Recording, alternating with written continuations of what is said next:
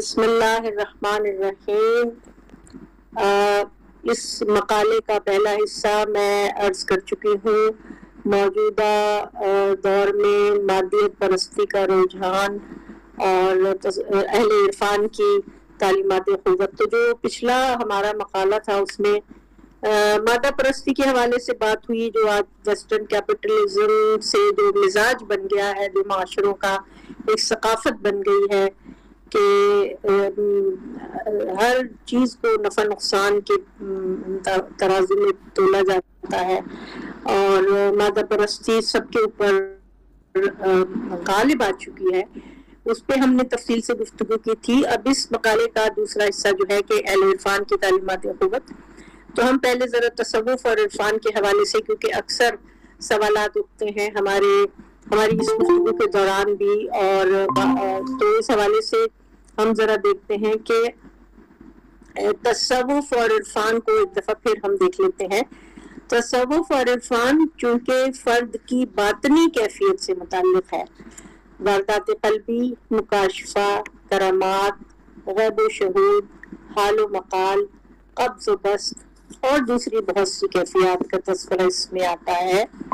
اس لیے صاحبان عرفان کو اپنا مطلب سمجھانے کے لیے بہت سی مشکلات کا سامنا کرنا پڑتا ہے۔ اس حوالے سے علامہ اقبال نے کہا ہے کہ یہ ایک گونگا تجربہ ہے، کہ یہ اپنی وضاحت بہت آسانی سے نہیں کر پاتا، اسی لیے اس میں غلط فہمیاں پیدا ہوتی ہیں۔ عرفان کے حوالے سے بہت سے سوالات سامنے ہیں۔ سلوک کے سفر میں سالک کن کن مقامات سے گزرتا ہے؟ اس کی تربیت تسلیم و رضا کے کس نظام کے تحت ہوتی ہے؟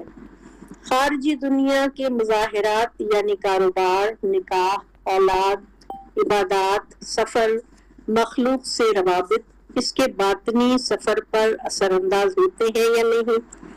سالک اپنی حالت سے پوری طرح باخبر رہتا ہے یا نہیں؟ کیا اس کو اپنے سفر کے راستے تبدیل کر لینے کا اختیار ہوتا ہے یا نہیں؟ یہ سوالات اٹھ رہے ہیں۔ سوالات بھی بہت اہم ہیں۔ رہنما یا مرشد کا کیا مقام ہے؟ منزل کا تعین کون کرتا ہے؟ زاد راہ کیا ہے؟ منزل تک پہنچنے کی کتنی امید ہوتی ہے؟ کیا راستے میں بھٹک جانے کا خطرہ بھی ہوتا ہے؟ سالک شریعت کو کہاں تک ساتھ لے کر چلتا ہے؟ کیا منزل تک پہنچ جانے کے بعد وہ تکلیف شرعی سے آزاد ہو جاتا ہے؟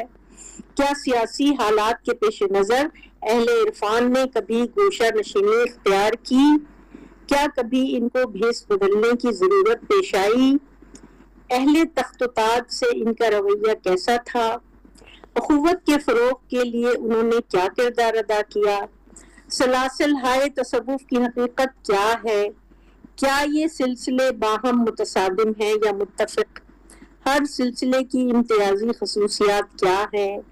حقیقت اعلیٰ تک رسائی میں یہ سلسلے کیا کردار ادا کرتے ہیں؟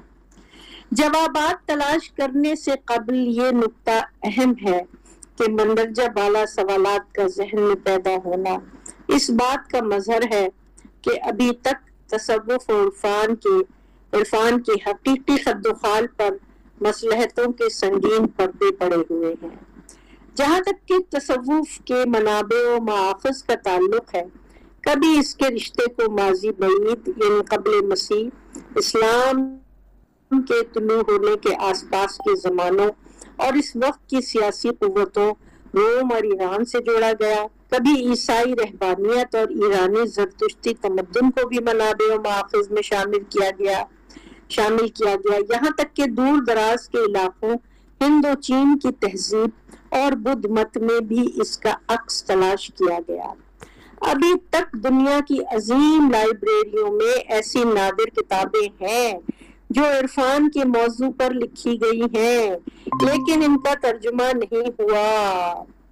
نہیں کیا گیا اور دنیا کی بہت سی زبانیں ان گوہر گرامایا سے محروم ہیں۔ امید ہے کہ جیسے جیسے علم کا کارواں آگے بڑھتا جائے گا، ان گوشوں سے پردے اٹھتے چلے جائیں گے اور دنیا کو عرفان کا اصلی چہرہ نظر آ سکے گا۔ یہاں پہ اب پہلا وہ ہے ریفرنس ہے جو میں ریفرنس آپ کے ساتھ شیئر کر چکی ہوں۔ صوفیوں کا خیال ہے کہ یہ انگریزی میں ہے جس کا اردو ترجمہ پیش کر رہی ہوں. صوفیوں کا خیال ہے کہ دنیاوی محبت الوہی محبت کا راستہ ہے. اس کی مذمت کرنے کے بجائے ہمارے مفکرین کو اس پر غور کرنا چاہیے اور دنیاوی محبت الوہی محبت کو عام کرنا چاہیے. دنیاوی اور الہی محبت کو عام کرنا چاہیے. اس کو بیماری یا عارضہ نہیں سمجھنا چاہیے.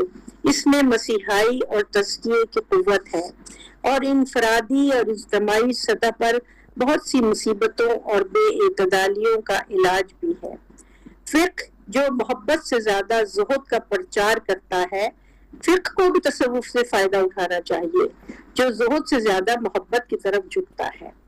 اس طرح یہ دونوں ہماری ثقافتی تاریخ کی الجھنوں اور زخموں کا علاج کر کے ان دونوں یعنی فقہ اور تصوف کے پیدا کردہ بے اعتدالیوں پر قابو پا سکتے ہیں. محبت کی طاقت، یہ ایک سب ہیڈنگ ہے. تصوف محبت کا مذہب ہے، بلا تفریق ملت، شریعت، ضوابط و قوانین، عبادت. تصوف کا مرکزی پیغام محبت سے محبت ہے. محبت کی بدولت زندگی نے وسعت اختیار کی. محبت کے ذریعے انسان اور دیگر مخلوقات نے باہم رشتہ قائم کیا. یہ محبوب حقیقی کی محبت کا پرتو ہے جو کائنات کی سرگرمیوں کو جاری رکھے ہوئے ہے. انسان ارادی محبت کے سبب اور غیر انسان مخلوق غیر ارادی محبت کے سبب وجود کی نعمت سے مالا مال ہیں. یہ غیر ذی عقل مخلوق کی محبت ہے کہ وہ اپنی طبیعت سے سر منہ انحراف نہ کرتے ہوئے تسبیح و تحلیل میں مصروف ہے. یہ اپنی زبان میں حقیقت اعلیٰ کا ذکر کرتے ہیں.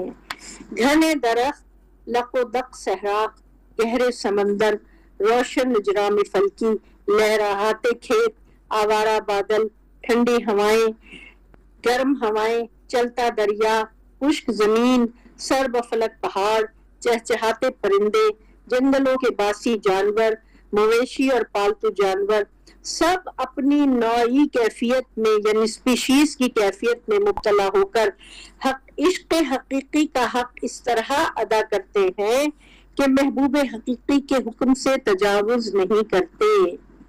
انسان کو ارادے کی آزادی عطا کی گئی ہے اور یہی وہ بھاری بوجھ تھا جو اس کے لیے اعزاز بھی تھا اور شدید ترین آزمائش بھی. تصوف اور دولت عشق. اہل معرفت نے انسانوں کو سب سے زیادہ جس دولت کے حاصل کرنے کی ترغیب دلائی وہ دولت عشق ہے. معبود حقیقی سے عشق اس کے احکام کی بجا آوری میں سہولت پیدا کرتا ہے. اس کی مخلوق سے عشق حقوق کی ادائیگی کو آسان بناتا ہے. اس کے رسولوں سے عشق حیات طیبہ کے حصول میں رکاوٹ کی راہ کی رکاوٹوں کو دور کرتا ہے.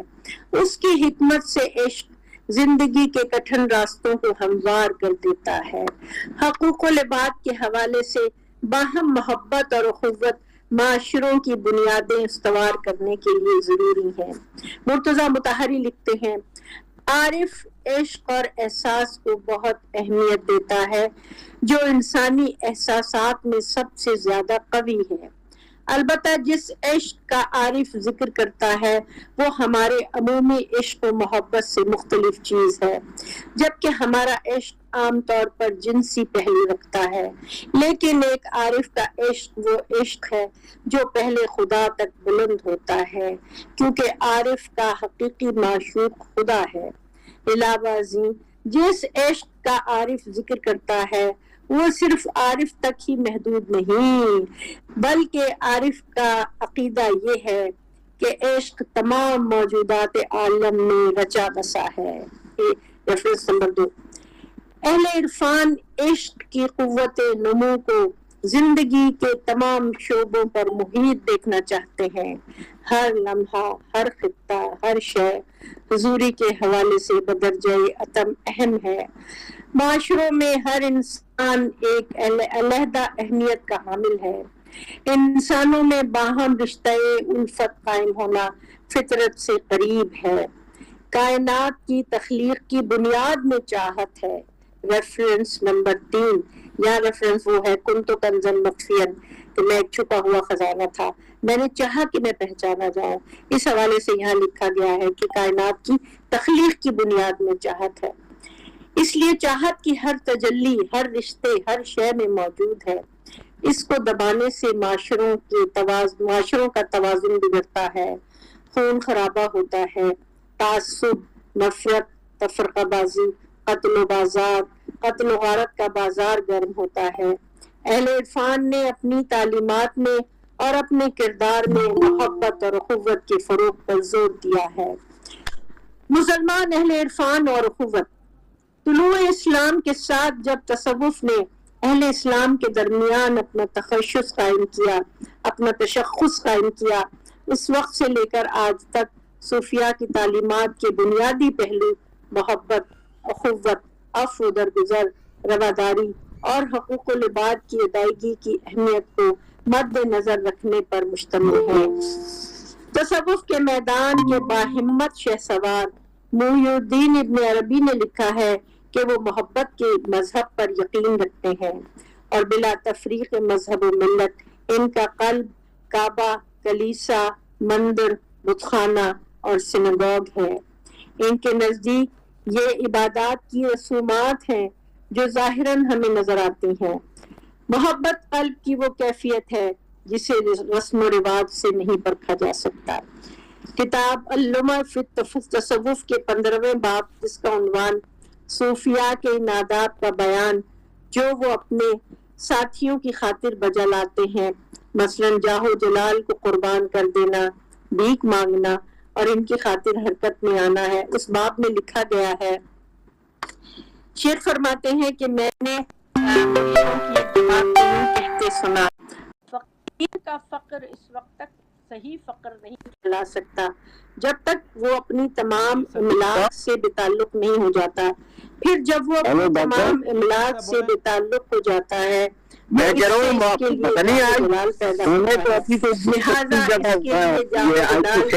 قربان کر دینا بھی ضروری ہو جاتا ہے. شریک نہیں ہو رہے قربان کر دینے کے بعد اس کے نفس کی قوت باقی رہ جاتی ہے، لہذا وہ اپنا نفس بھی اپنے ساتھیوں پر قربان کر دیتا ہے. بائی طور کہ وہ ان کی خدمت کرتا ہے، ان کے کاموں کے لیے دوڑ دھوپ کرتا ہے، تب کہیں جا کر اسے صحیح فقر حاصل ہوتا ہے. Reference number 4. فی زمانہ گداگری کی وجوہات دولت کی غیر منصفانہ تقسیم کے علاوہ کاہلی، بے غیرتی اور کج فہمی بھی ہو سکتی ہے، لیکن ماضی میں یہ ایک طریقہ تھا نفس کشی کا. یہ بڑی حیرت انگیز بات ہے. بدھ مت میں کشکول بھکشو کی شخصیت کا ایک حصہ تھا. اسی طرح فقراء کے یہاں بھی اپنی انا کو ختم کرنے کے لیے بھیک مانگنا ایک شارٹ کٹ یعنی مختصر راستہ سمجھا جاتا تھا. یہی وجہ ہے کہ سائل کے سوال کو پورا کرنے کا حکم اسلامی تعلیمات میں جگہ جگہ ملتا ہے. یقیناً یہ حکم گداگر پیشہ ور گداگروں کے لیے نہیں ہے، اس حوالے سے تحقیق کی ضرورت ہے. جلال الدین رومی کی غزل اور مثنوی بھی اسی پیغام کو لے کر چلتی ہے. مثنوی کو بہت بڑا مرتبہ حاصل ہے. یہ ضخیم مثنوی اخوت اور محبت کی مثالوں سے پر ہے. ڈاکٹر عبدالشکور احسن لکھتے ہیں، علامہ اقبال نے اپنے خطبے میں فرمایا، آج دنیا کو کسی رومی کی ضرورت ہے جو امید کی شمع جلائے اور زندگی کے لیے آتش شوق فروزہ کرے. اقبال نے اپنے پی ایچ ڈی کے مقالے میں 2 مرتبہ رومی کا ذکر کیا ہے اور اسی سے آثار اقبال میں ذکر رومی کا آغاز ہوتا ہے.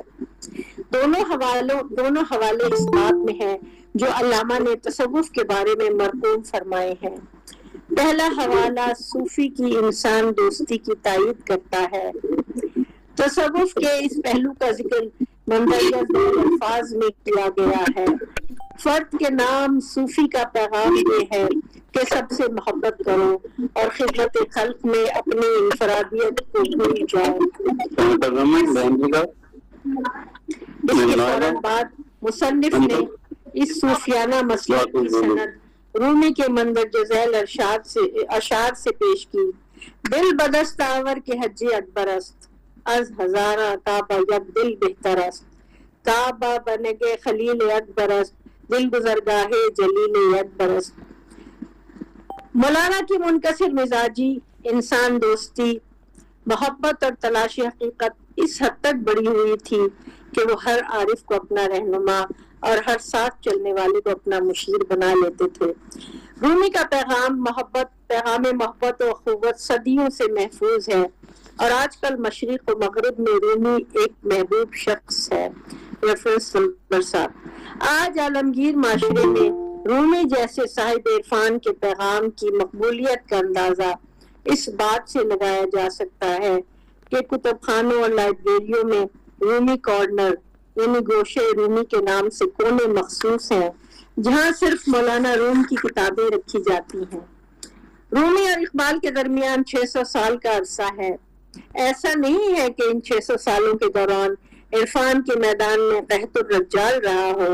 اس دوران جو صوفیاء کرام آئے ان کی تعلیمات اپنی جگہ نمایاں اور روشن ہیں۔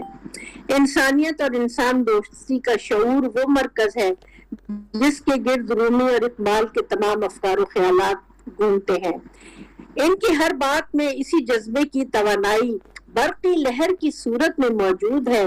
اقبال کے یہاں انسان دوستی کا یہ شدید جذبہ اس حد تک نمایاں ہے کہ اس کے سامنے دوسرے پہلو مان پڑ جاتے ہیں۔ اقبال کہتے ہیں، ہوس نے کر دیا ہے ٹکڑے ٹکڑے نوع انسان کو، اخوت کا بیاں ہو جا، محبت کی زباں ہو جا۔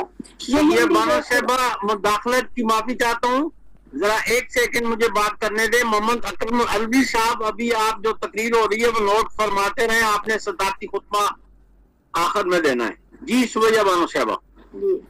یہ ہندی وہ خراسانی یا افغانی وہ تورانی، تو اے شرمندہ ساحل اچھل کر بے طرح ہو جا، غبار آلودہ رنگ و نصب ہیں بال پر تیرے، تو اے مرغ حرم اڑنے سے پہلے پر فشاں ہو جا۔ Reference number 9۔ اچھا، یہاں میں نے عیسائی نظام روحانیت اور باہمی انسانی تعلقات ان کا ذکر کیا ہے، کیونکہ جب ہم اہل عرفان کا ذکر کرتے ہیں تو اس میں مذہب و ملت سے بالا تر ہو کر، اس کی تفریق سے بالا تر ہو کر تمام مذاہب، تمام تہذیبوں میں جتنے اہل عرفان ہیں ان سب کی ان کی سب کی جو تعلیمات اخوت ہیں اس پر غور کر رہے ہیں۔ عیسائی ارباب روحانیت نے اپنے نظام کو خدا، روح القدس، ترک لذات اور ترک دنیا کے حوالوں سے ترتیب دیا ہے۔ خدا کا تجربہ کرنا، پاک روح کے ذریعے خواہشات نفسانی کو مارنا اور اعتراف گناہ کے بعد آنسو بہانے کے لیے ایک شفیق اور مہربان کندھا تلاش کرنا، یہ ان کے تصوف کے پہلو ہیں۔ روایتی عیسائی روحانیت یا تصوف کا ایک اور پہلو اس کی سماجی بنیادوں سے متعلق ہے۔ راہبوں تک کے لیے عیسائی طرز حیات ایمان والے عیسائیوں کے معاشرے سے کلیسا کے حوالے سے منسلک ہے۔ اس طرح اجتماعی عبادت خاص طور پر یوکرائسٹ عیسائی تصوف کا ایک اہم حصہ ہے۔ ایک روحانی ایک استاد اعتراف کرنے والا یا روحانی دوست کا طریقہ کار ہے جس کے ساتھ اپنے کے بارے میں گفتگو کی جا سکتی ہے۔ آپ نے کنفیشن کا نام سنا ہوگا، یہ اسی کی طرف اشارہ ہے۔ یہ شخص عام آدمی ایک روحانی مرشد کی حیثیت سے کردار ادا کرتا ہے۔ Reference number 10۔ مرشد یا رہنما کا تصور روحانیت کے افکار میں سر فہرست آتا ہے۔ روح کے حوالوں سے اندیکھی دنیا میں سفر، لامتناہی حقائق سے آشنائی، حقیقت اعلیٰ کا تجربہ کرنا، تجلی کو برداشت کر کے مادی جسم کو برقرار رکھنا، یہ سب کچھ آسان نہیں ہے۔ قوت کا تصور تمام صوفیوں کی بنیادی ضرورت اس طرح بن جاتا ہے، مہربان مرشد کے بغیر راہ سلوکی کا برداشت کرنا ناممکن ہے۔ جن لوگوں نے بغیر استاد کامل کے اس کو عبور کرنے کی کوشش کی وہ ہوش و حواس کھو بیٹھے۔ ہمارے سامنے ہیں۔ اقبال کہتے ہیں کاش میشے کو رومی جیسا مرشد مل جاتا تو وہ دیوانہ نہ مر۔ تو تمام بائبل بک آف میٹافزکس یعنی مابعد الطبیعیات کا نصاب کہا جاتا ہے، لیکن خود کو بطور کامیاب زندگی کی کنجی قرار دیا گیا۔ پر کی مشمولات میں شریعت پر کی اہمیت، محبت و نثار، ریا کی ممانعت، اصلاح نفس کی ضرورت، اللہ کی تعلیم، مدعیان نبوت کی پہچان اور کامیابی ہے موجود ہے۔ ریفرنس نمبر 4 دنیا بھر میں پھیلا۔ مشن اسلام حیاتی علاقوں میں جو ہسپتالوں اور کلبوں کی معیاری تعمیر کی بدولت عیسائیت کو فروغ حاصل ہوا۔ آج آزادی کے باوجود تیسری ممالک میں ان لوگوں کے بنائے کالج فخریہ بیان کیا جاتا ہے۔ دور حاضری ان سب شرافیہ کا داخلہ ممکن ہے۔ آپ جانتے ہیں انقلاب والے جس میں یہ سب انگریز کے عیسائیوں کے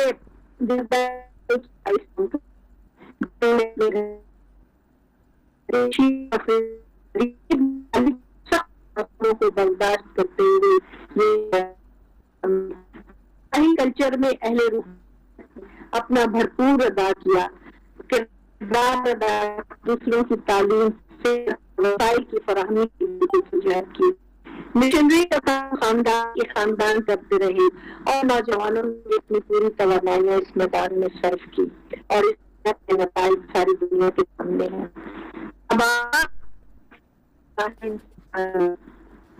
قبالہ یہودی مسٹسزم ہے، یعنی تصوف اس کو قبالہ کہتے ہیں۔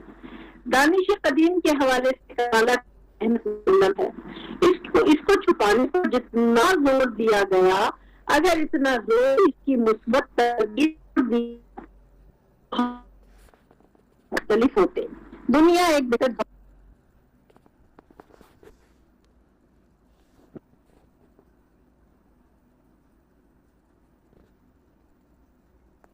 بھیا بانو کچھ مائک میں پرابلم ہوا ہے جو شاید درست فرما رہی ہیں، ہم 1-2 منٹ انتظار کر لیتے ہیں۔ جی واپس تشریف لے آئی ہیں، آ گئی ہیں آپ، اپنا مائک آن کر لیجئے سبیہ بانو صاحبہ۔ جی کوئی میرے خیال ہے انٹرنیٹ کا مسئلہ ہو گیا تھا شاید۔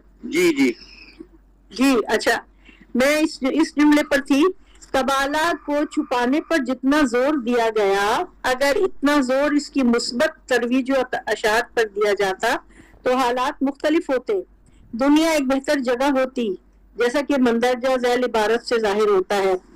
قبالہ ہزاروں سال کی چھپی ہوئی کائناتی توانائی کے بارے میں دریافت کردہ حقائق کا مجموعہ ہے۔ قبالہ کی تعلیم کو ان لوگوں نے خفیہ رکھا جو کہتے تھے کہ اگر قبالہ کے راز غلط ہاتھوں میں پڑ گئے تو یہ خطرناک ہو سکتے ہیں۔ حقیقت اس کے بالکل برعکس ہے۔ قبالہ کے اسرار و رموز کو جب بھی سچی نیت سے استعمال کیا گیا، انہوں نے واقعتاً انسانیت کو بچانے کا کام کیا۔ قبالہ کا تعلق منظم مذاہب سے نہیں ہے، اس میں سائنس، اخلاقیات اور علم حقیقت کے بارے میں معلومات ہے۔ یہ کائنات کی توانائی کو فعال بنانے سے متعلق ہے۔ Reference number 14۔ زمانے حال میں بھی یہی ذہنیت کار فرما ہے کہ قبالہ کی طرح ایٹم بم اگر غلط ہاتھوں میں پہنچ گیا تو دنیا تباہ ہو جائے گی۔ اس نظریے کو دوسرے ممالک پر حملہ کرنے کا بہانہ بنانے کے لیے کامیابی سے استعمال کیا جاتا ہے۔ میں اور آپ اس کا بہت اچھی طرح سے تجربہ کر رہے ہیں جی، اس کی وضاحت کی ضرورت نہیں ہے۔ اچھا، اب میں ہندو مسٹسزم، ہندو تصوف کا ذکر کروں گی۔ ہم لوگ عیسائی اور یہودی، مسلمان، عیسائی، یہودی تصوف کا ذکر کر چکے ہیں اور ان کی صاحبان عرفان کی تعلیمات اخوت کا۔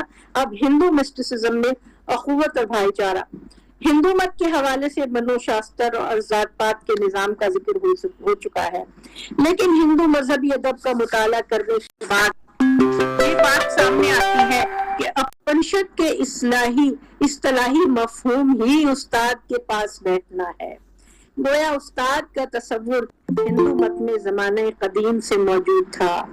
مسلمان صوفیاء کے زیر اثر آنے کے بعد ہندو اور باب روحانیت کے یہاں اخوت اور بھائی چارے کی روح ایک خاص انداز میں نظر آتی ہے۔ اس ضمن میں واحد بخش سیال لکھتے ہیں، احترام شیخ کا یہ اصول قرون وسطیٰ کے ہندوازم کے اندر صوفیاء اسلام کے ذریعے داخل ہوا۔ شنکراچاریہ کا نظریہ انانندا گیری یعنی شیو میں فنا ہو جانا، اور الورا اور اچاروں کا وشنو میں فنا ہو جانا، اور اپناتی کا گروادا میں فنا ہو جانا، یہ تمام نظریات صوفیانہ ہیں اور صوفیاء کے ذریعے سارے ہندوستان میں پھیل گئے۔ چنانچہ عصر حاضر کا ایک ہندو اسکالر لکھتا ہے کہ ہندو مت میں جو یہ استاد کو اتنا اونچا مقام دیا گیا ہے، یہ میرے نزدیک اسلام کا اثر ہے۔ رامانوجا اور آرتھا پنچیکا کا عقیدہ آچاریہ بھیجا، یہ بھی اسلام سے ماخوذ ہے، نہ کہ عیسائیت سے۔ یہ تمام اثرات جنوبی ہند میں ظاہر ہو رہے تھے، نہ کہ شمالی ہند میں جہاں ابھی اسلام نہیں پہنچا تھا۔ Reference number 15۔ شنکراچاریہ بطور خاص ہندو ذات پات کے نظام کی اصلاح کے لیے اٹھا تھا۔ اس نے مساوات اور اخوت کا جو درس دیا، اس میں مسلمان صوفیاء کے افکار کی جھلک نظر آتی ہے۔ علامہ اقبال خود شنکراچاریہ سے بہت متاثر تھے۔ حیات دنیاوی کی حقیقت کے ادراک کے بعد جو شعور پیدا ہوتا ہے وہ اعلیٰ درجے کا شعور ہے۔ شنکراچاریہ کے مطابق واصل حق عارف اس اعلیٰ درجے کے ادراک کے باوجود لوگوں کی بھلائی کے لیے کام کرتا ہے۔ Reference number 16۔ انہیں تعلیمات کا اظہار بھگوت گیتا کے مندرجہ ذیل اقتباس سے ہوتا ہے۔ بھگوت گیتا نے کیا کہا؟ جو بے بغض و حسد ہمدرد ہو ہر ایک ذی حس کا، وہ بالکل ماوانی سے پاک دل جس کا، چھما سے کام لے سنتشت ہو دکھ سکھ سے بے پرواہ، لگا لے دھیان جو مجھ سے بشر وہ ہے مجھے پیارا، نہ اوروں سے حذر نہ اس میں نہ اوروں سے اسے وحشت، خوشی اور رنج میں بے وسوسہ بے خوف و بے ہمت، مبرہ خواہشوں سے بے نیاز آزاد و بے پرواہ، پوتر و باصفا وہ پاک دل وہ ہے مجھے پیارا، نہ ہو جو عیش کا رسیا نہ ہو جو رنج میں گریاں، بشر ہے وہ مجھے پیارا جو دکھ سکھ میں رہے یکساں، برابر بیر و بیری سے ہو جو مانوس جس کا دل نہ سمجھے مان اور ایمان کے چنتا کو جو قابل، مگن خاموش آزاد مکاں وہ ہے مجھے پیارا۔ Reference number 17۔ یہ بھگوت گیتا کا منظوم ترجمہ ہے۔ بھگوت گیتا میں عرفان حقیقت اعلیٰ کا بیان بھی ہے اور مندرجہ بالا صفات کے حامل عارف کا بھی۔ یہ صفات بہت حد تک رومی اور اقبال کے انسان کامل اور نیتشے کے سپرمین میں بھی پائی جاتی ہیں، اور ایک عالمگیر بھائی چارے کے لیے رہنماؤں کی ضرورت بھی۔ اپنے نفس پر قابو کر کے دوسرے انسانوں سے ہمدردی، محبت اور صاف دلی رکھنا اہل عرفان ہی کے بس کی بات ہے، ورنہ عام انسان اکثر اوقات کمزور پڑ جاتا ہے۔ اہل عرفان اور خدمت خلق۔ اہل عرفان کے نزدیک اخوت کی اتنی اہمیت ہے کہ انہوں نے ہر حال میں دوسروں کے کام آنے پر زور دیا ہے۔ خدمت خلق اخوت و محبت کو عبادت کا درجہ دیا ہے۔ گزشتہ باب میں بدھ مت، جین مت، کنفیوشس کی روحانیت اور ان کی تعلیمات کا ذکر ہو چکا ہے۔ یہ آپ کو یاد ہوگا کہ 2 مہینے پہلے جب میں نے یہ کیا تھا تو تصوف کے حوالے سے، تو یہ بدھ مت، جین مت اور کنفیوشنزم ان سب میں تصوف کی تعلیمات کا ذکر تھا۔ بدھ مت کے حوالے سے مناجات کا تذکرہ بھی ہو چکا ہے، جس میں مہربانی، شفقت، محبت، شکر گزاری کے حصول کی دعائیں مذکور ہیں، جس میں اس اصول کو مد نظر رکھا گیا ہے کہ جو خود اپنے لیے پسند کرو وہی اپنے بھائی کے لیے پسند کرو۔ یہ اخوت کا مسلمہ اصول ہے، اور اہل عرفان کی زندگیوں کے قریب سے جائزہ لینے سے یہ بات سامنے آ جاتی ہے کہ انہوں نے اپنی تمام حیات مخلوق خدا کی بھلائی، اخوت اور ہدایت کے لیے صرف کر دی۔ بعد از انتقال بھی ان کے مراکز و قبور خلق خدا کے لیے مستقل جائے پناہ کی حیثیت رکھتے ہیں، جہاں بھوکوں کو کھانا کھلایا جاتا ہے، ضرورت مندوں کی ضرورتیں پوری کی جاتی ہیں، اور وسائل دنیا کے لیے کی گئی دعائیں معجزاتی طور پر پوری ہوتی ہیں۔ سید نور محمد قادری نے تفصیلی واقعہ اپنے اس مضمون میں لکھا ہے، جس کا عنوان ہے علامہ اقبال کی عقیدت صوفیاء اعظام سے، جس میں 12 سال بعد اولاد کی دعا کی قبولیت کا تذکرہ ہے۔ Reference number 18۔ تصوف کا سطحی طور سے مطالعہ کرنے والے یہ سمجھتے ہیں کہ صوفیانہ زندگی سے بیزار جنگلوں میں مقیم اور سماجی زندگی سے متنفر رہتے ہیں۔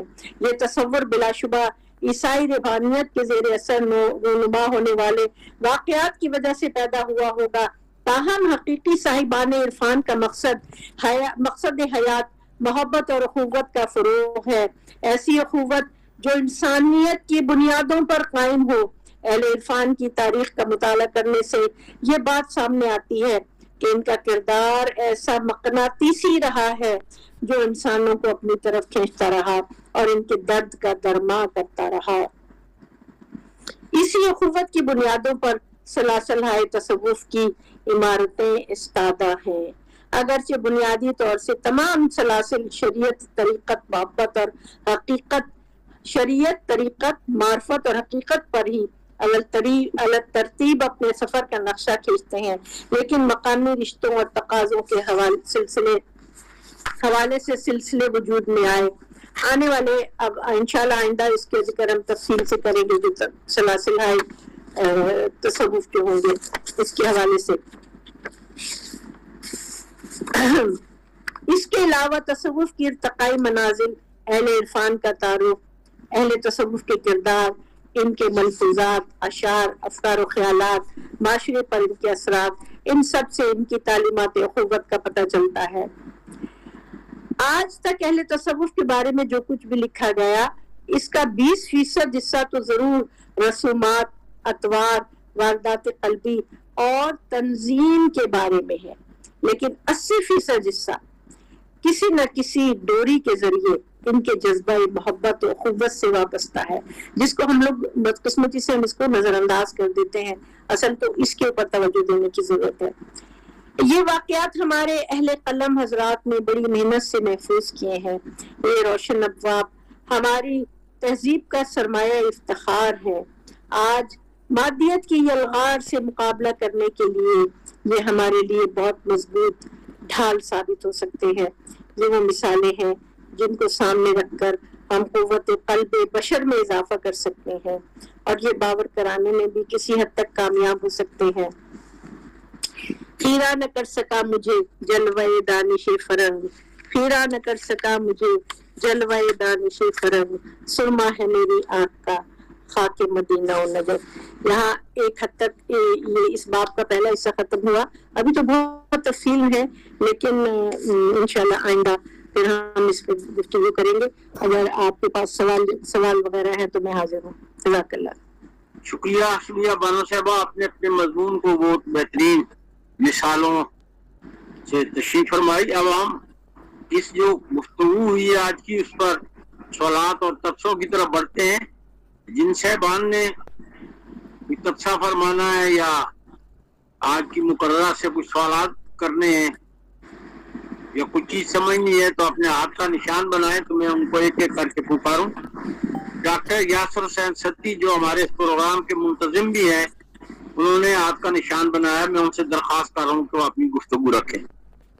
جی میرا ڈاکٹر صاحب بس ایک سوال ہے کہ ماشاءاللہ مقالہ بہت ہی اچھے انداز کے ساتھ ہمیشہ پیش کیا، تو سوال یہ ہے کہ مولانا رومی رحمۃ اللہ علیہ کے بارے میں بات کی مشرق و مغرب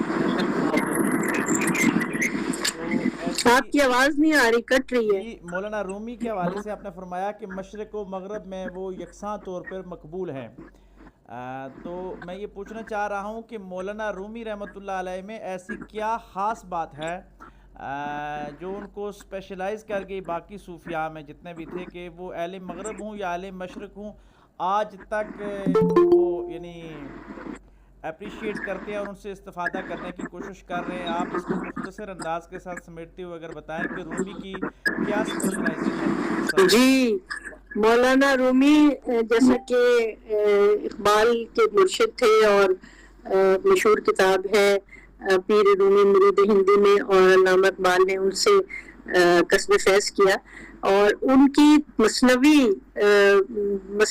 مانوی مولوی ہست قرآن در زبان پہلوی، وہ اس میں چھوٹے چھوٹے واقعات اور زندگی سے بہت قریب اور عام زندگی سے تعلق رکھنے والے، کبھی کسی جانور کے حوالے سے کوئی کہانی ہے مختصر، کبھی کسی درخت کے حوالے سے کہانی ہے، کبھی کسی سیاح کے حوالے سے کہانی ہے، بالکل عام زندگی کے واقعات، کبھی کسی بچے کے حوالے سے کوئی کہانی ہے. اور انہوں نے اس طرح زندگی کے واقعات کو مثالوں میں اور کہانیوں کے ذریعے آسان زبان میں، فارسی زبان میں پیش کیا ہے کہ اس میں قافیہ ردیف کا بھی مولانا رومی ایک جگہ لکھتے ہیں کہ مجھے آواز آئی جب میں مثنوی لکھ رہا تھا کہ قافیہ مَے اندیش کا، قافیے کے بارے مت سوچو، مت پریشان ہو، ہم تمہیں لکھوا رہے ہیں. اور ہم زندگی کا بنیادی سبق جو انسان کی فطرت سے متعلق ہے، اور اس دنیا کے انسان کے جو چاہے جس گوشے سے بھی وہ تعلق رکھتا ہو، مشرق سے یا مغرب سے، فطرت تو انسان کی یکساں ہے. اللہ تعالیٰ نے ہر بچہ فطرت اسلام پر پیدا کیا، فطرت انسانی پر پیدا کیا ہے. تو اس سے متعلق مولانا رومی کی شاعری ہے، اور اسی وجہ سے کہ وہ دانش قدیم کا ایسا مظہر ہے کہ وہ دل کو جا کے اس کی احساس دلاتی ہے، اور ہر دل کو ٹچ کرتی ہے، دماغ کو ٹچ کرتی ہے، روح کو ٹچ کرتی ہے. اس نے بلا تفریق مذہب و ملت، بلا تفریق کلچر و ثقافت، وہ بنیادی طور پہ انسان کی فطرت کو ایڈریس کرتے ہیں، اس کی فطرت کے متعلق لکھتے ہیں اور اس کی فطرت کی وضاحت کرتے ہیں. اور مولانا رومی کا جو ایک بہت بڑی جو خوبی ہے ان کے کلام کی ہے کہ انسان کا تعلق اپنی ذات سے، انسان کا تعلق کائنات سے، اور انسان کا تعلق کائنات کے خالق سے. اس تکون کو انہوں نے اتنی خوبصورت انداز میں پیش کیا ہے کہ وہ مشرق و مغرب میں رہنے والے ہر شخص کی روح کو جو ہے وہ اس کی روح پر اثر انداز ہوتا ہے. اس لیے مولانا روم کی مثنوی کے تراجم مختلف دنیا کی مختلف زبانوں میں ہو چکے ہیں. کیا ایک یہ وجہ بھی نہیں ہے کہ مولانا رومی مغربی کی رہائش پذیر تھے؟ نہیں، قونیا ترکی میں قونیا سے تعلق ہے نا ان کا. ہاں وہی پہ مزار ہے. ٹھیک ہے جی.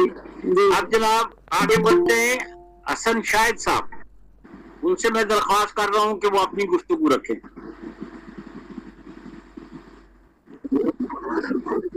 السلام علیکم ورحمۃ اللہ وعلیکم السلام وبرکاتہ.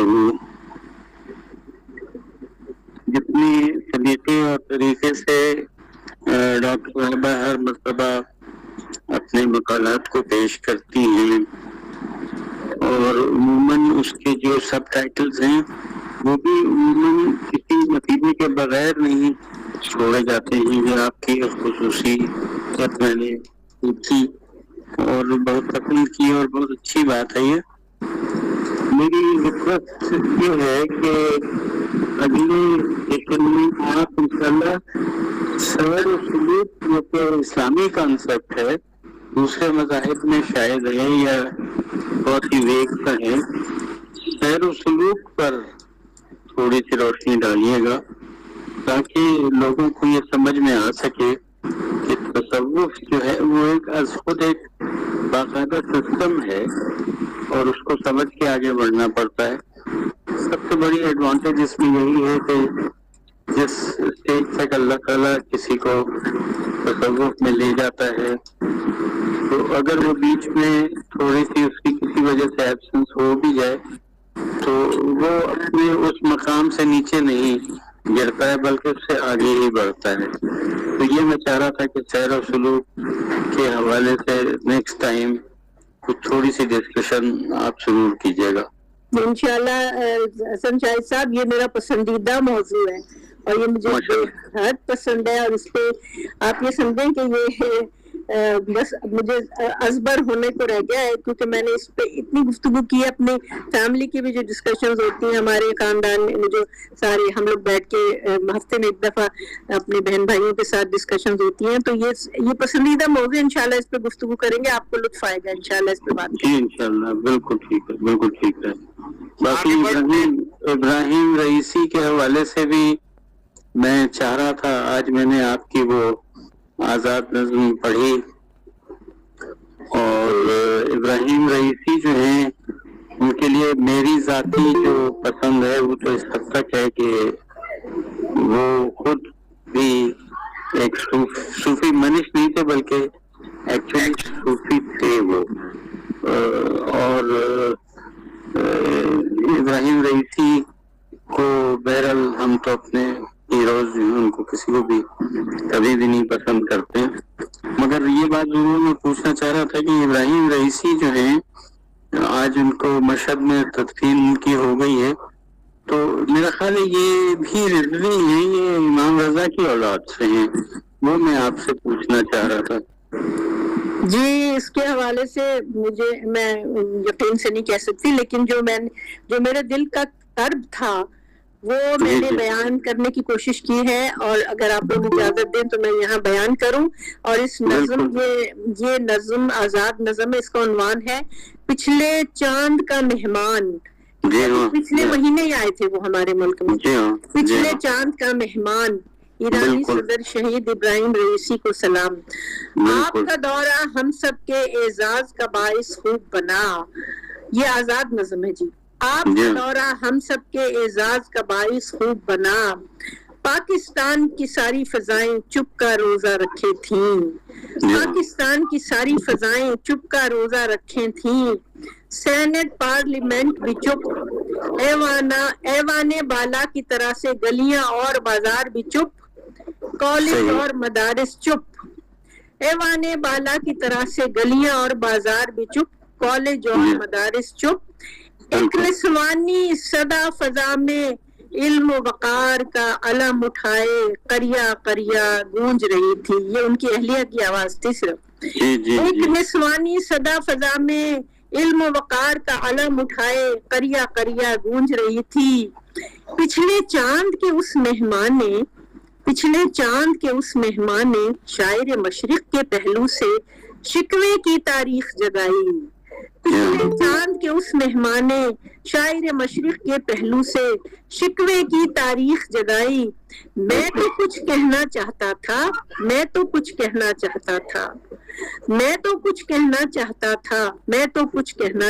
تھا. کیسے جواب شکوہ دو گے, کس کو جواب شکوہ دو گے, کیسے جواب شکوہ دو گے, کس کو جواب شکوہ دو گے. جزاک اللہ. بہت صحیح. اب آگے ثانی خان صاحب نے ہاتھ کا نشان بنایا, میں ان سے درخواست کر رہا ہوں کہ وہ اپنی بات رکھیں. باقی حضرات اپنا مائک بند کر دیں تاکہ آواز میں خلل نہ ہو. جی ثانی صاحب. ثانی خان صاحب آپ نے ہاتھ کا نشان بنایا ہے, آپ گفتگو فرمائیے. شاید ان تک آواز نہیں پہنچ رہی. آگے نام آ رہا ہے عبدالرحمان جامی صاحب کا. میں عبدالرحمان جامی صاحب سے درخواست کر رہا ہوں کہ وہ اپنی گفتگو رکھیں.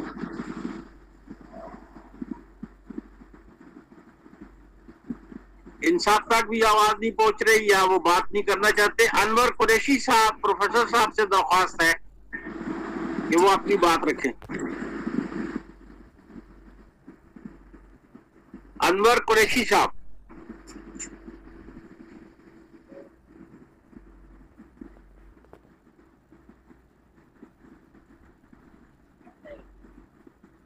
محمد عبداللہ صاحب کا آگے نام آ رہا ہے.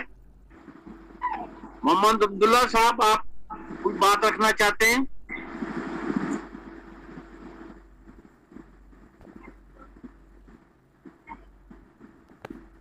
شاہ الطاف صاحب آپ تک بات پہنچ رہی ہے؟ شاہ الطاف صاحب آپ اپنی گفتگو رکھیں جناب.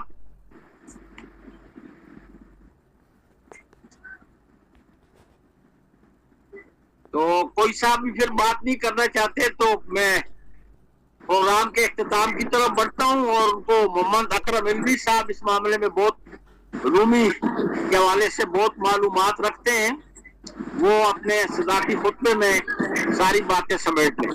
محمد اکرم علوی صاحب. میر صاحب اکرم علوی صاحب کا میسج آیا تھا کہ وہ ڈاکٹر کے پاس. جی میں حاضر ہوں صاحب. جی ماشاء اللہ میں نے جو لیکچر میں نے سنا ہے تو ماشاء اللہ بہت جامع لیکچر ہے, اور اہل عرفان کے واردات کی جھلک محسوس ہوتی ہے. مضمون نگار نے عیسائیت، یہودیت اور ہندو مسٹیسزم کے حوالے سے بات کی ہے اور بڑے اور حوالوں کے ساتھ بات کی ہے. انہوں نے نیٹشے کا حوالہ بھی دیا ہے اور عیسائی، یہودی، ہندو مفکرین، اہل عرفان کے حوالوں سے بھی بات کی ہے کہ کس طرح سے انہوں نے تعلیم سرکاری مدارس عالمگیر اخوت انسانی اور خدمت خلق کو عبادت کا مرتبہ دیا، اور اہل عرفان نے اسے عالمگیر اخوت انسانی کو ایک زندگی کا مسلمہ اصول سمجھ کر خلق خدا کی خدمت کی ہے. اور بہت اچھا لگا مضمون نگار نے جو یہ بات کی ہے کہ اہل عرفان کے ملفوظات، اشعار، تعلیمات کا مطالعہ کریں تو عالمگیر اخوت انسانی کا پتہ چلتا ہے، لیکن افسوس کہ ان کی تعلیمات سے صرف نظر کیا جاتا ہے. مضمون نگار نے مرحوم ایرانی استاد کو خراج عقیدت پیش کرنے کے لیے آزاد نظم بھی پیش کی ہے. ان کے لیے دعا گو ہوں. کچھ تحفظات ہیں لیکن ذرا طبیعت ناساز کی وجہ سے میں بیان نہیں کر سکتا. اتنا کہوں گا کہ اس مضمون میں مادیت پرستی کے اسباب اور سماجی امتیازات اور تعصبات کے حوالے سے جو چیز جو ان عوامل اور عناصر کا ذکر ہوتا جو عالمگیر اخوت انسانی کے فروغ میں رکاوٹ بنی ہوئی ہے، اور خاص طور پر ہمارے اس ماڈرن ٹائمز میں، جیسا کہ سائنٹیفک ایڈوانسمنٹ، طبعی علوم اور مادی حقائق دونوں ہی مرکز نگاہ بن گئے ہیں اور ماں بازو طبیعتی فکر پس منظر میں چلی گئی ہے. ایسے ہی گلوبلائزیشن اور سیکولرزم کا فروغ ہے، کنزیومرزم ہے. انسانی سماج ایک کنزیومر کلچر میں ڈھل گیا ہے، ایسا کلچر جس میں مادی املاک کے حصول کی ہوس غالب آ گئی ہے. معاشی ترقی اور عارضی خوشیوں کا حصول ہی مقصد حیات بن کر رہ گیا ہے. تیسرا سبب میری نظر میں وہ سیکولرزم یا سیکولر تھنکنگ کا غلبہ ہے اور ٹریڈیشنل ریلیجس تھنکنگ کا ڈکلائن اور زوال، جس کی وجہ سے دنیا بھر میں مذہبی فکر اور مذاہب عالم کے زوال سے جو خلا پیدا ہوا اسے سیکولرزم نے نہایت فعال اور مؤثر انداز میں پر کیا ہے. اس کی ایک وجہ سوشل میڈیا اور ڈیجیٹل میڈیا کا غلبہ بھی ہے. سوشل میڈیا کی بمبارمنٹ اس نے مادیت پرستی میں مقابلے کے کلچر کو فروغ دیا ہے، کلچر آف کمپیریزن، اور مادی خواہشات کو ایندھن فراہم کیا. اسی طرح جو کارپوریٹ کلچر ہے، اس کلچر نے انسانی فطرت انسانی کی سنویت میں خاص طور پر انسان کے، سماج کے تحریسی جذبات کو فروغ دیا ہے۔ ہمیں اللہ تعالیٰ کا شکر ادا کرنا چاہیے کہ اس نے ہمیں مادیت پرستی کے اس دور میں حق پرستی، خدا پرستی، انسان دوستی، انسان پروری کے راستے پر رکھا۔ خدا ہمیں اسی راستے پر ہمارا خاتمہ ہو اور خدا ہمارا مددگار ہو، اور یہ چراغ خدا پرستی، خدا طلبی، انسان پروری، انسان دوستی کے یہ چراغ ہم روشن کرتے رہیں۔ اس حوالے سے مضمون نگار کو خراج تحسین پیش کرتے ہیں، اور قلم کارواں کی انتظامیہ کو بہت بہت شکریہ۔ خدا ہم سب کا حامی و ناصر ہو۔ السلام علیکم۔ وعلیکم السلام۔ محمد اکرم الوی صاحب، ماشاءاللہ آپ نے بہت اچھا تشریح فرمائی اپنے صدارتی خطبے میں۔ اب میں ڈاکٹر یاسر حسین ستیہ الخیری صاحب سے ملتمس ہوں جو اس پروگرام کے منتظم ہیں کہ جی حسن شاہد صاحب کچھ بات کرنا چاہتے ہیں، جی کر لیں آپ پہلے۔ ایک ریکویسٹ کرنا چاہا تھا،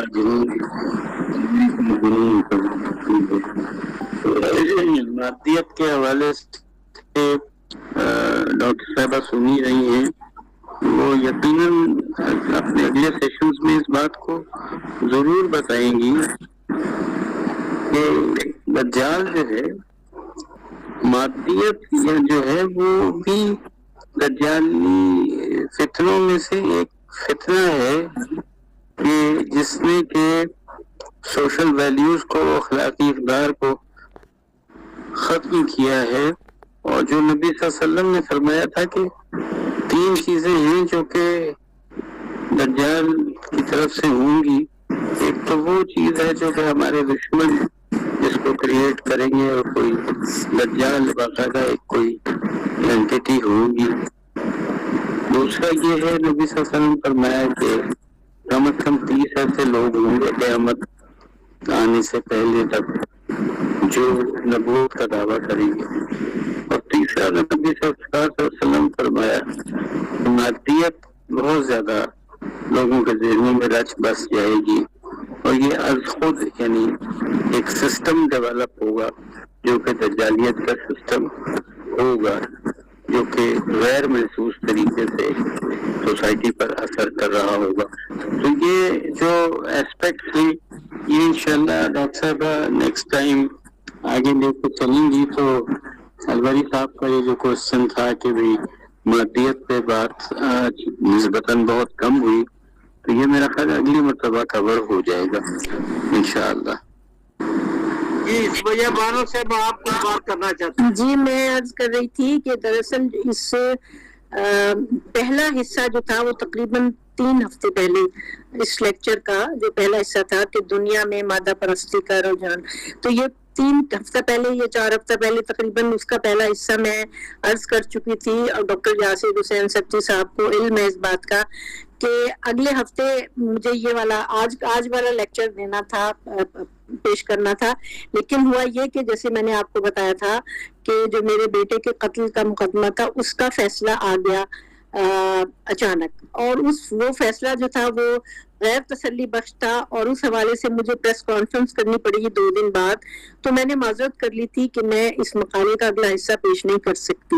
تو وہ جو مادہ پرستی والی بات ہے وہ آلریڈی بہت تفصیل سے ہو چکی ہے پچھلے سیشن میں، اور اگر آپ لوگ حکم کریں گے تو آئندہ بھی اس پہ گفتگو ہو جائے گی، اور جو جیسا کہ حسن شاہد صاحب نے بھی ابھی ذکر کیا دجال کا اور اس کا، یہ بھی میرا بہت پسندیدہ موضوع اور یہ ٹاپک ہے، اس پہ بھی انشاءاللہ اگر آپ لوگ اجازت دیں گے تو ضرور ذکر ہوگا۔ ویسے اس پہ یہ تفصیلی بات ہو چکی ہے، جن لوگوں نے اٹینڈ کیا تھا ان کو یاد ہوگا۔ جی ہمیں یاد ہے۔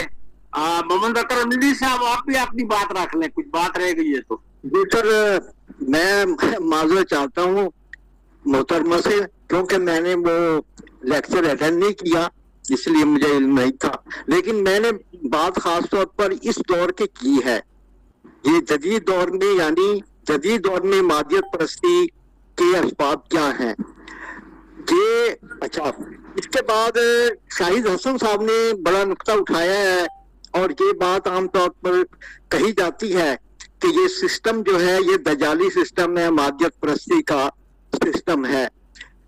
बहरहाल मेरा अपना एक नुक्ता नजर है इस हवाले से कि हम कारपोरेट जमहूरियत या कारपोरेट सरमायादारी सिस्टम पर ये मलबा हम डाल दें है कि मादियत परस्ती उन्होंने फरोग, उनकी वजह से फरोग पाई है, या ये दजाली सिस्टम है। मेरे ख्याल से जो मलूकियत का आगाज हुआ है खिलाफत के बाद, क्या वो मादियत परस्ती नहीं है? क्या जब हजरत उमर बिन अब्दुल अजीज फरमाते हैं सारा मसला ही दिरहम और दिनार का है, और सूफी अदबियात में तकरीबन तमाम सूफिया ने ही है, क्योंकि ये बात की है अपने अहद में, क्योंकि मुसलमानों के जरिए अदवार जो थे उसमें मादियत परस्ती भी शामिल हो गई थी। इसी वजह से उनकी हमारी इस्लामी तहजीबें जो हैं वो तबाह बर्बाद हुई हैं, वो मादियत परस्ती की वजह से ही तबाह बर्बाद हुई हैं। असल मसला जो मेरी नजर में देखने वाला है वो ये है कि मादियत परस्ती का बुनियादी सबब क्या है। वो ये है कि मसाइल हिकमत, मसाइल तसव्वुफ से इंसान का सरफ़े नजर करना, यानी मसाइल तसव्वुफ जो है या मसाइल हिकमत, पैगम्बराना हिकमत के मसाइल की तालीमात जब इंसानी जिंदगी से, समाज से, रियासत से, हुकूमत से और रियासत और हुकूमत के इदारों पर बैठे हुए, की पोजीशंस पर बैठे हुए लोगों के दिलो दिमाग से निकल जाए मसाइल हिकमत और मसाइल तसव्वुफ, तो मादियत परस्ती और प्रोफेशनलिज्म को फरोग मिलता है।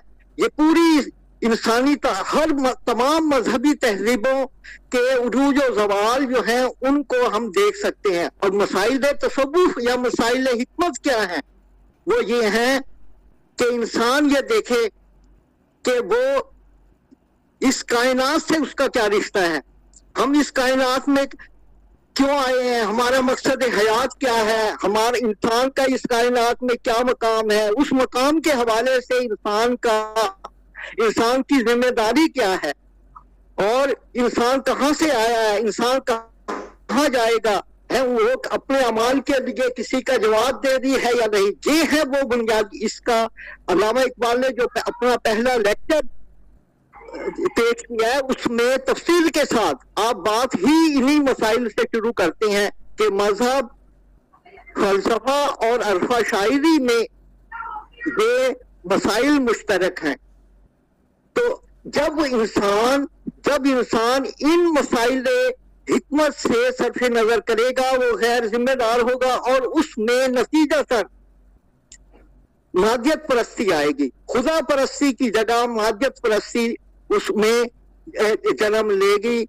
इंसान दोस्ती, इंसान अखुवत की बजाय खुद गर्जी, हवस और मतलब परस्ती को फरोग मिलेगा। इसी इतने अल्फाज पर मैं आपसे इजाजत चाहूंगा। ठीक हो गया मोहम्मद अकरम साहब। इम्तियाज अहमद साहब ने पहली दफा हमारे प्रोग्रामों में आते हैं, पहली दफा उन्होंने हाथ का निशान बनाया। जी इम्तियाज अहमद साहब आप बात करें। इम्तियाज अहमद साहब आपने हाथ का निशान बनाया, अपनी बात फरमाएं जनाब। वो काफी बुजुर्ग हैं शायद, इसी वजह से। डॉक्टर यासर हुसैन सत्ती अल खैरी साहब से दरखास्त कर रहा हूँ कि वो नाज़रीन का शुक्रिया अदा करें। जी अल्लाह तबारक व तआला का लाख लाख शुक्र, हुज़ूर अलैहिस्सलाम की नज़र इनायत और आप सबका बहुत शुक्रिया, और बिलखुसूस डॉक्टर सबिया अखलाक साहिबा का बहुत शुक्रिया कि ہمیشہ کی طرح بہت ہی گہرے علمی انداز کے ساتھ، اور ان کی پریزنٹیشن بھی یقیناً جتنا گہرا ان کا علم ہے اللہ تبارک و تعالیٰ نے اتنا ان کو حسن بیان بھی عطا فرمایا ہے کہ اسی انداز کے ساتھ یہ مقالہ پیش کرتی ہیں، اور بڑے ہی کھلے دل کے ساتھ پھر سوالوں کے جوابات بھی دیے، صدارتی خطبات، تبصرے، سوالات، سب حضرات نے بہت ہی اچھے انداز کے ساتھ پارٹیسپیشن کیا، سب کا بہت شکریہ۔ تو میں آخری بات یہی کرتا ہوں کہ اس مادیت کے دور کو اگر ختم کرنا ہے تو آج جو میرے روحانی مرشد تھے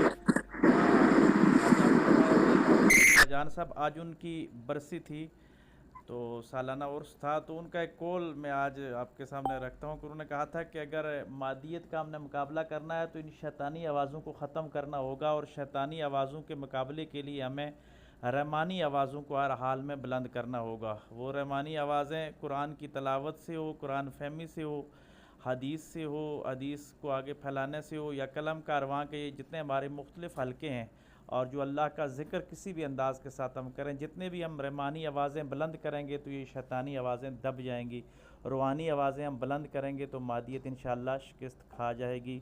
حقیقی فتح اور کامیابی جو ہے یہ بالکل یہ روحانی لوگوں کی ہی ہے، اور روحانی لوگ ہی یا ایھا النفس المطمئنہ ارجعی الی ربک راضیۃ مرضیۃ فادخلی فی عبادی وادخلی جنتی کے مصداق ٹھہریں گے۔ سبحان ربک رب العزت عما یصفون وسلام علی المرسلین والحمد للہ رب العالمین۔ جزاک اللہ۔ شاباش۔ جزاک اللہ خیر، جزاک اللہ۔